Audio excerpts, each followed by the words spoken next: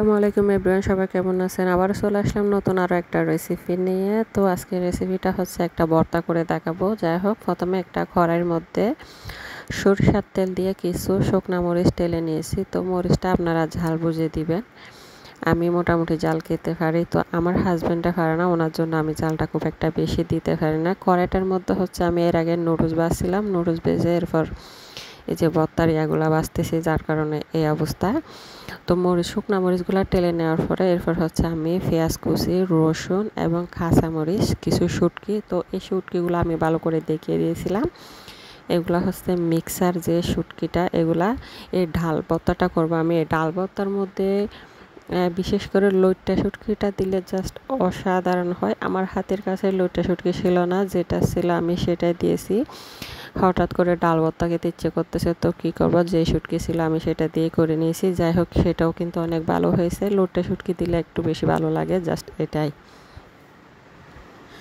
তো আমি প্রথমে এগুলা ভেজে নিয়েছি, দেন হচ্ছে আমি ডালগুলা সিদ্ধ করে নেব। ডালগুলা দিয়ে আমি কিন্তু খুব বেশি নাড়াচাড়া করি না, নাড়াচাড়া করলে একদম গলে যাবে। পানিও খুব বেশি দিবেন না, যেহেতু ভর্তা করব। ভর্তার জন্য হলে যে বেশি গলে গেলে বা নরম হয়ে গেলে ভর্তাটা খেতে ভালো লাগবে না।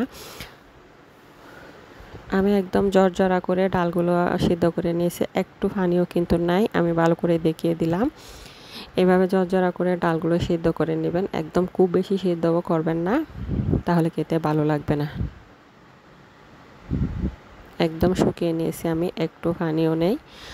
তো যাই হোক, এবার হচ্ছে আমি যে আগে থেকে টেলে নিয়েছি শুকনা মরিচ, কাঁচামরিচ, পেঁয়াজ, রসুন, এগুলো হচ্ছে এরকম একটা হাম্বল দিস্তার মধ্যে তেতলে নিব। আপনারা চাইলে শিলপাটায় বেটে নিতে পারেন এবং ব্লেন্ডারও ব্লেন্ড করে নিতে পারেন।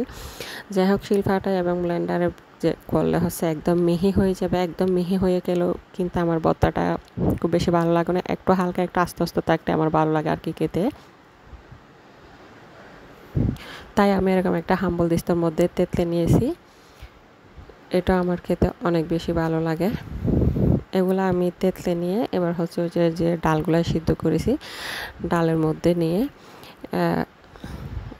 এগুলা কিন্তু অবশ্যই সরিষার তেলে ভাজতে হবে। সরিষার তেলে ভাজলে অনেক বেশি খেতে ভালো লাগে, যেহেতু ভর্তা। তো এবার এগুলো আমি ডালের সাথে পরিমাণ মতো লবণ দিয়ে মেখে নিলে আমার ভর্তাটা রেডি হয়ে যাবে। সবশেষে আমি আবারও একটু সরিষার তেল দিব, কারণ ভর্তা মানে সরিষার তেল, সরিষার তেল মানে ভর্তা।